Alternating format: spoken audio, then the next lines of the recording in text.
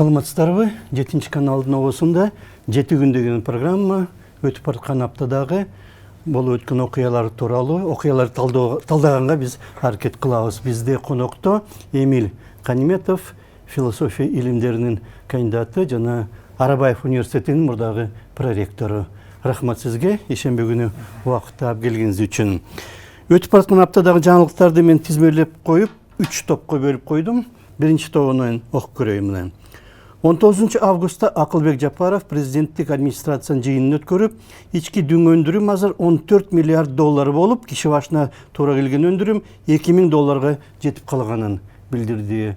Буга чейин көп жылдар бою 1000дин тегерегинде болуп жүргөн жанагы киши башына туура келген дүң өндүрүм. Салык кызматынын айтымында 7 айдын ичинде мамлекеттик казынага мурда жашырылып калган 5 миллиард 685 миллион сом кайтарылыптыр. 19 августта Бишкекте Кытай, Кыргызстан, Өзбекстан темир жолун куруу боюнча мекеме аралык комиссиянын биринчи жыйыны болуп өттү.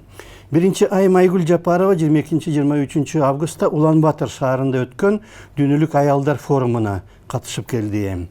Маданият министрлиги чоң аянттарда оюн-зоок уюштурууга керектүү жабдыктарды 4 миллион долларга сатып алды. Эми дайым ошол аспаптарды колдонсо болот, жабдыктарды. А буга чейин ар бир майрамга 2 миллион сом төлөп ижарага алып турчу экен. Эл аралык жарандык авиация уюму азыр Манас аэропортунда аудит жүргүзүлүп жатыптыр.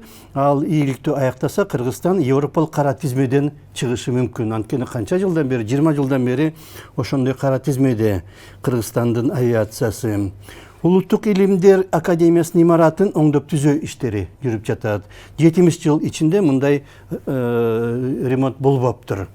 Ушундай окуялардын ичинен кайсыны негизги десек болот? Мына дүң өндүрүм өсүп жатканы, киреше өсүп жатат, элдин турмушуна бир топ таасир кылат да.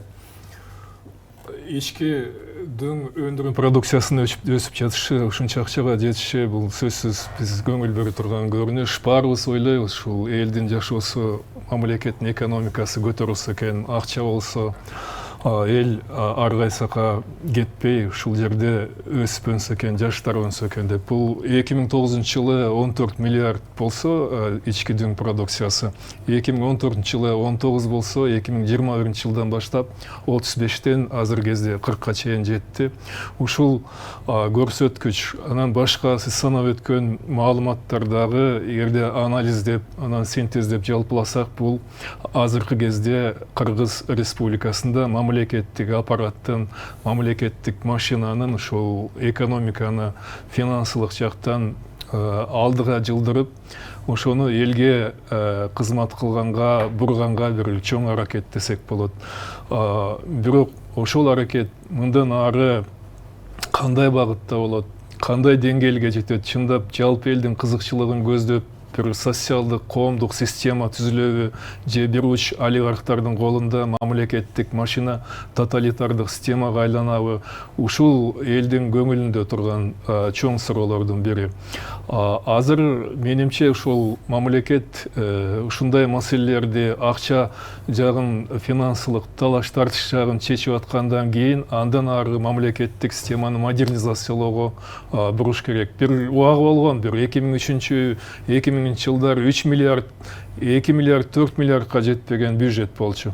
Ошондо ал бир чет мамлекеттик батыштагы бир футболдук команданын бюджетине тең бюджет эле. Ушул кантип мамлекет болсун деп сырттан айтып жүргөнүн мен окуп ошого күбө болгом. Азыркы кезде ушул мамлекетте дагы түптөп каражаттарды ачыкка чыгарып, ошону мамлекеттин кызыкчылыгы үчүн жумшаганга аракет кылган чоң иш аракет болуп жатат. Бирок эң башкы маселе менимче ушул аракеттин аркасында дагы мындай элдин аң сезими болсо, ушул туура коомдук социалдык системаны түзгөнгө ошол көңүл бөлүш керек деп ойлойм. Бардык маалыматтарды чогулса, азыр жолдор салынып жатат. Жолдор салынып жатат, ишканалар ачылып жатат, Кумтор сыяктуу ишканаларды мамлекетке, элге иштеш үчүн алды. Ошол приватизациянын кээ бир туура эмес багыттары каралып, жана коопсуздук комитети тарабынан мамлекетке алынды деп маалыматтар берилип жатат. Ошол туура багыт. Бирок ошол канчалык деңгээлде чын эле мамлекетке иштейт? Менимче андан ары жылдыра турган көп нерселер бар. Мисалы кант цементтик шифер комбинаты казакстандык жарандар тарабынан Муагын Акаевдин кезинде менчиктелип алган. Азыркыга чейин Казакстанга иштеп атат. Мектептерди салбай атат. Мектептерде 40-50 алып отурат. Анан кайдагы билим берет? Ошону ошол кумтурду алгандай эле алып салса, менимче эч тоскоолдук болбойт. Акырында балким жетет ошого. Алар да отурбайт. Алар жана Кытайдын банкына бүт аппаратура оборудованиясын берип коюшту кредитке деп. Албай тургандай. Жанагы кант шифер заводубу? Шиферный заводу.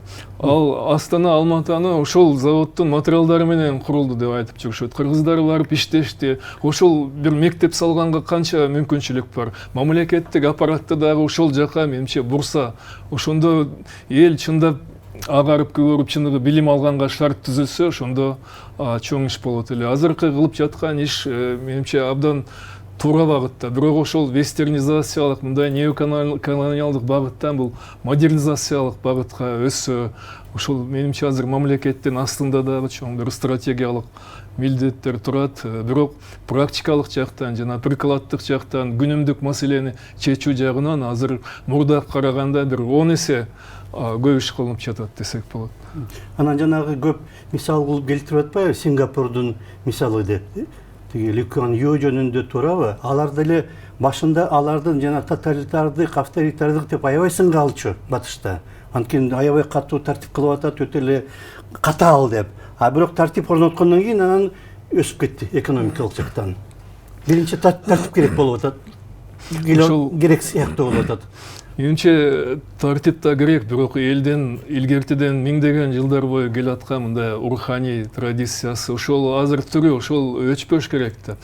Тоталитардык мамлекет деп, мамлекет кимге иштейт? Ушул эл үчүн жалпы көпчүлүктүн кызыкчылыгын иштесе 1000 жолу колдосо болот. Бирок ошол сырттан турган олигархтар мамлекеттик аппаратты колго алып, ал жерде бир чоң бир өндүрүш, мындай акча жасай турган, модернизациялай турган жана потребителдик коомду кура салып, бир кызыкчылык маселелер чече тургандай болсо, менимче бул чоң бир мандем бар мында. Мен эң башкы ойлой турган, көңүлдө турган нерсе ошол биздин эл, ар бир адам Кыргызстандын жараны, кыргыз жараны ошол субъект катары, адам катары өсүпөнгөнгө шарт түзүлөр бекен деп, өсүп өнөр бекен. Мамлекет ошону көздөш керек. Акча көбөйсө, бюджет көбөйсө, ошондой шарт түзүлөт да. Бюджет ошого баратат, бирок ал бюджетти биз так билбейбиз да. Мүмкүн кандайдыр процентин ошол сырттан келген менеджер, мамлекеттик деңгээлдеги пиарщиктер, башкалар акырын буруп алып кетип атат. Ошол жагы ачык болуш керек, мисал, так болуш керек. Биздин өзүбүздүн чыккан ушул чыныгы мамлекеттик деңгээлде эл арасында ар бир райондо иштей тургандай менеджерлер болуш керек. Азыркы деңгээлдеги, замандын деңгээлине ылайык. Андай жок эсе азыр. Жок эсе. Жетелек айылдарга алдыга баратат. Билимдүү балдар, кыздарыбыз пайда болуп атат. Жаңы муун бир нече тилде сүйлөгөн, сиз айткандай. Алар пайда болот, бирок ошону мындай прикладдык, практикалык жакта эл аралык дүйнөнүн алдыңкы мамлекеттеринин деңгээлинде ишти уюштурула турган, бизнести ар бир айылга уюштуруп бериле тургандай багытты көздөсө, мамлекет көздөсө эле ушу чечиле тургандай иш. Баары болду, бирок акырындап ошол жака жылып баратат десек болот го. Экинчи топту окусам мен, экинчи топтун жаңылыктарын. Орусиян российская газета жазганына караганда, Орусияда өндүрүштө иштеген эмгек мигранттардын айлыгы 40% жогорулаптыр. Жыл башында алар айына $1100 тапса, азыр үстүбүздөгү жылдын башында, азыр $1600 болуп калыптыр. Мигранттардын ичиндеги бул статистика. Орусиян депутаттары жана башка жетекчилер эмгек мигранттарына каршы ар башка сунуштарды айтып жатат. Соттолгондор бир сот чечими болгон болсо, өлкөдөн дароо чыгарылсын деп Орусиядан, үй бүлөлөрүн алып келбесин деген дагы сунуштар айтылып жатат Россиянын Думасынын депутаттары арасында. Улуттук банктын төрагасы Мелис Тургунбаевке кечээ күнү согуш жарыяланып, анын 2 орун басары жумуштан алынды. Батыш санкциялардан кутулуу максатында айрым кыргыз банктары акыркы мезгилде Орусиян банктары менен кызматташуусун чектей баштаган. Анткени жана Кореялык банктын дагы таасири болуп, Жогорку кеңештин дагы бир депутаты Мекинбек Абдалиев өз ыктыяры менен мандатын тапшырып, борбор шайлооком анын ордуна Арсланбек Эгембердиевди депутат кылды. Кара Кыргыз автономиялуу облус түзүлгөнүнүн 100 жылдыгына карата Улуттук банк 10 сомдук күмүш тыйын чыгарды. Бишкектеги Улуттук көркөм музейде 20 августта ала кийиздер көргөзмөсү ачылды.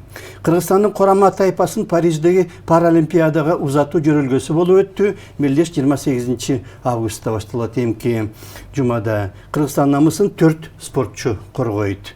Бишкек мэриясынын сунушу менен шаардын борбордук аймагында машина токтотуп коюу 1-саатта 24-25 сом, андан кийин ар бир саатка 40 сомдон андан көбүрөөк болуп төлөсүн деп атат. Анткени шаардын борбору тим эле машиналарга толуп кетти, аябай тыгындар көбөйүп атат. Ушулардын ичинде жанагы мигранттардын маселесине токтолсок кандай дейсиз? Туура ошо азыркы кезде Россияда миллиондон ашык Кыргызстанда мурдакы жарандары, азыркы учурдагы жарандары, кыргыздар, башка биздин Кыргызстандагы элдердин, улуттардын адамдары жүрөт, абдан көп. Бул геополитикалык күч, мындай саясий жагынан дагы алар пайдаланганга мүмкүндүк бере турган, Кыргызстан мамлекетине басым жасоого же кандайдыр бир багытта саясий чечимдерди кабыл алганга, пайдаланууга мүмкүндүк бере турган бир чоң фактор болуп эсептелет. Аны ачык эле айтсак болот. Ошол миллиондогон биздин жарандардын тагдыры албетте ушу биздин мамлекеттин түздөн-түз кызыкчылыгын туура келет. Алар ошол кандай болот эртең алардын тагдыры ушул Россияда кайра бияка келсе алар жумуш менен камсыз кыла алабы же болбосо дагы бир башка багыттарды мамлекет ачып бере алабы? Бул эмче чоң маселе. Азыркы кезде ар бир айылда, мисалы мурда түштүк жактан келсе, азыр биздин Ысык көлдөгү ар бир райондон кетип атат Россияга, Москвада иштегени. Сибирь жакка дагы көпчүлүгү ошол Москвада.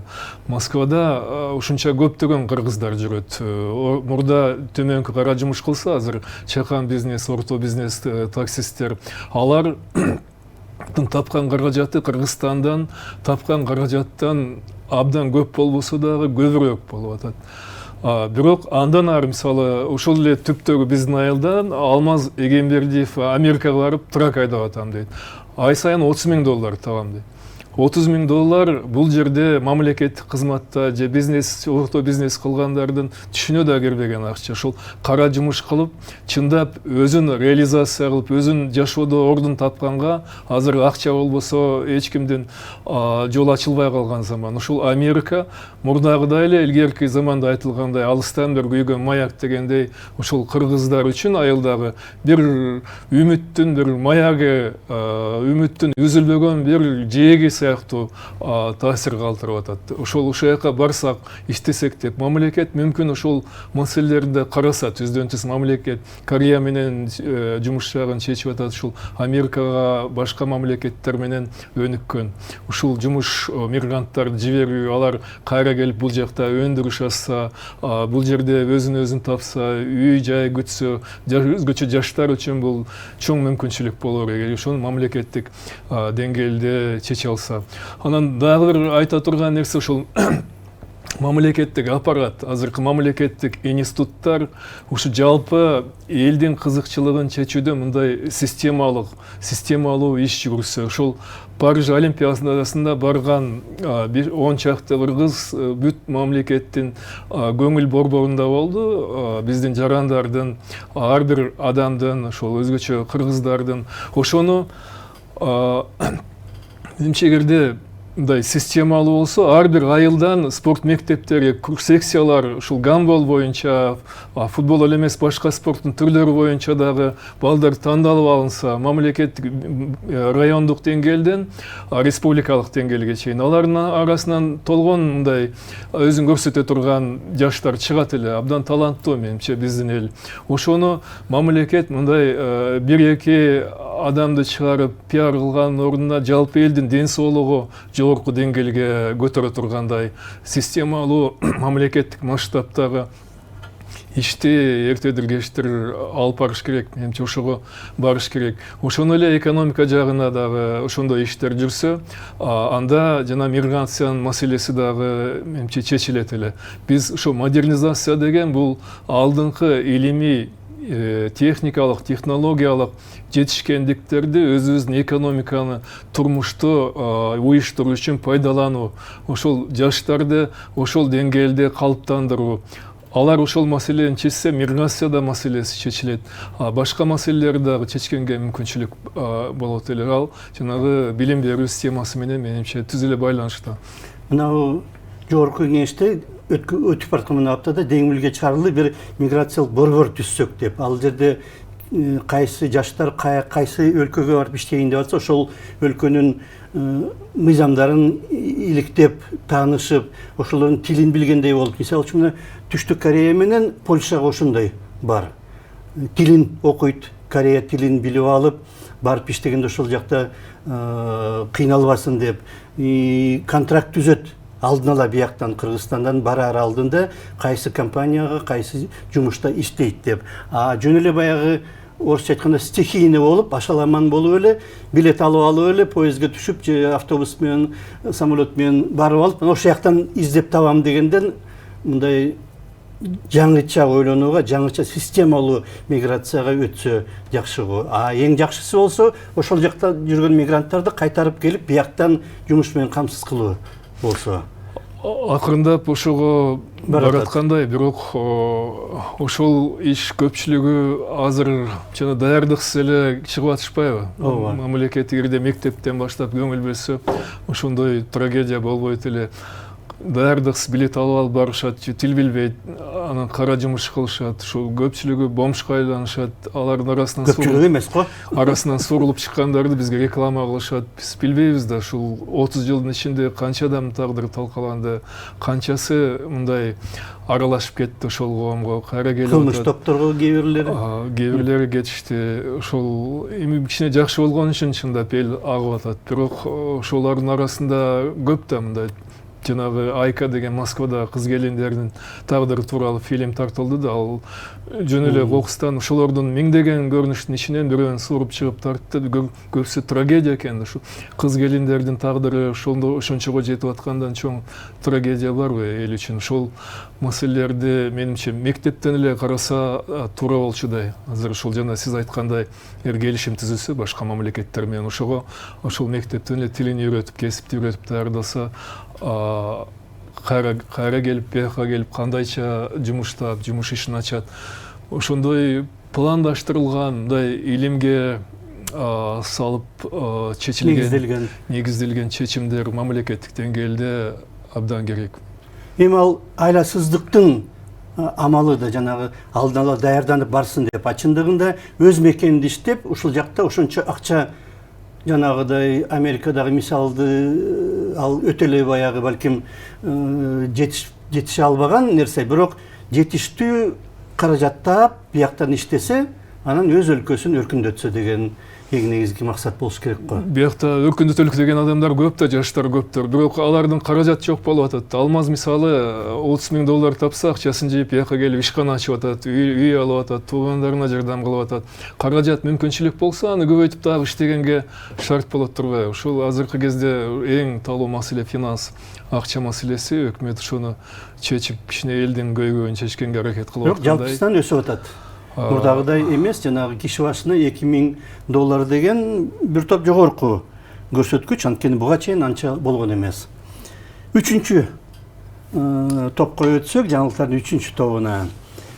Мектептерди 12 жылдык окууга өткөрүү менен кошо Билим берүү академиясы өтүп бараткан аптада 5 баллдык баа коюунун ордуна 10 баллдык система киргизилет деп билдирди, бирок Билим берүү министрлиги аны кийин жокко чыгарды. Жок, мурдагыдай эле 5 жанагы жогорку баа 5 болот, ошондой система калат деп, совет мезгилдегидей. Гимназия жана лицей деген мектептердин макамын жоюп, аларды кадимки мектепке айлантуу иштери уланып жатат. Өткөн окуу жылында Бишкекте 37 ошондой өзгөчө мектеп иштеген экен. Алардын 11-нин макамы алынып, жөнөкөй мектепке айланды дейт. Жанагылардын эмне мөөнөтү жеткенде калгандардын баарын дагы гимназияларды жоюп жөнөкөй мектеп кылабыз деген демилге. Гөлдө сел жүрүп түндүк жагында дагы түштүк жегинде дагы бир нече айыл жабыркады. 500дөй жана андан көбүрөөк кожолукка зыян тийди деген маалыматтар чыгып жатат. KG Group курулуш компаниясы жетекчиси Имамедин Ташевдин иши сотко өткөрүлдү. Биринчи жыйын болуптур, жабык жыйын болуптур.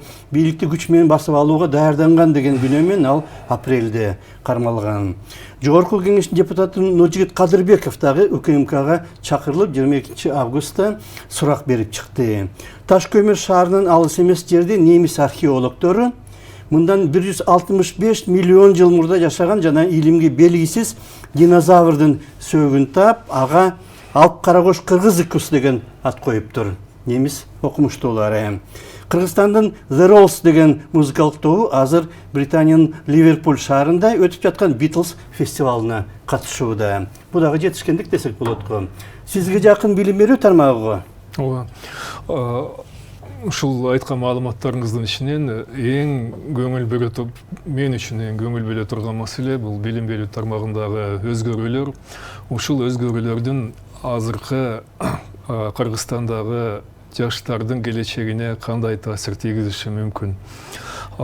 Менимче азыркы жүргүзүлүп жаткан реформаларды англис тилинде өтүү жана балдык система башка нерселерди ушул Акаевдин убагында деле жасаганга мүмкүнчүлүк болгон, жасаш керек болчу. Элди же ар эмес, же бер эмес эки системанын ортосунда мурдагы советтик жана кийинки постсоветтик азыркы англис тилдүү системанын ортосунда кармалып чайналып турдук. Анчалаган жаштардын, муундардын тагдыры ошонун аркасында башка жака кетти. Ошол система ылдыйлап кетти, билим берүү системасы. Билим берүү системасы ылдыйлап кетти. Чет мамлекеттен келгендер лицей ачышты, гимназия ачышты. Ошол маселелерди эгерде мамлекет тарабынан каралса, мамлекеттик деңгээлде маселе чече турган, элди ойлой турган адам болсо, эгерде өтүш керек болчу дароо.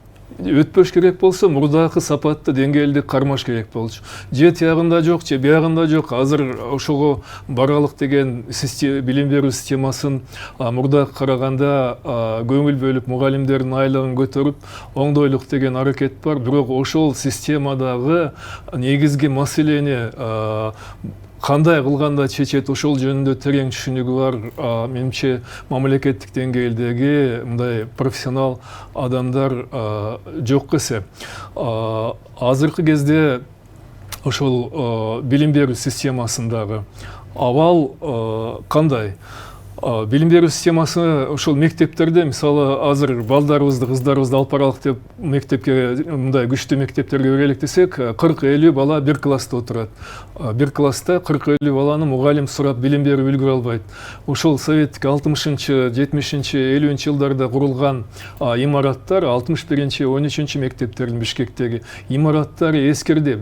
Капиталдык ремонттон өткөн эмес. Ошондой имараттар азыр кайра салынып жатат, аны жаңы имарат катары көрсөтүп атат. Бирок дүйнө дагы алдыга кетти. Азыр инновациялык, илимий техникалык жетишкендиктердин баарын пайдаланып, мисалы Финляндия, Эстонияларга мектеп салдырып атат. Казакстанда Назарбаев мектеби. Бул ушул мындай техникалык жактан, имарат жагынан аны караган адам жок мамлекеттик деңгээлде. Ушул кой бул эмне үчүн карабайт экен? Бул дагы мындай кылып салалык. Жок дегенде бир мектеп салалык ушул кыргыз балдар үчүн. Эгер кыргыз тилин өнүктүрүш керек болсо, ошол мектепти салып, кыргыз тилинде билим ала тургандай кылалык деген ой жок да. Мисалы Эмне үчүн ой жок? Эмне үчүн ой жок? Салынып атат го. Мугалимдердин айлыгы көбөйгөндөн кийин ошол жака агым болот да. Адистердин салынып атат, агым башталды. Бирок буга чейин эмне үчүн болбой келди? Буга чейин болгон эмес деп атасыз. Азыр мисалы кыргыз тилинде окуталык десек, мектеп жок да. Кыргызча, англис тилинде же ушул эң жакшы билим бере турган мектептер жок. Маалымат чөйрөсү орус тилинде болуп атат. Жок эсеп. Мисалы 94-жылы Караколдо ошол мен атам облон болуп турганда Токтогул лицейин ачкан мектеп лицейин. Көлдөгү эң таланттуу кыйын мугалимдерди алып барып, таланттуу балдарды ар бир айылдан тандап окутушкан 94-95 жылдары 6-чы ош Токтогул лицейи Бишкектеги 61-13 мен деген мектептерден өтүп балдар республикалык олимпиадада бүтүн алдыңкы орундардын баарын алышкан. Анан ошол 90-жылдарын 95-98 жылдары Атамбаев айтты, бул акча жок бизде деди. Мугалимдер мороженое сатып, кездеме сатып, базарга чыгып атышат ыйлап деди. Губернатор бербейт. Эмне кылабыз деп кетишти кыйын мугалимдер. Таланттуу балдар азайды. Анан түрктөрдүн лицейлери келди, айтты, ушу түрктөр алып кетип атат таланттуу балдар деп. Жана Кайрат Иманалиевге окшогон балдар ошондо бүткөн.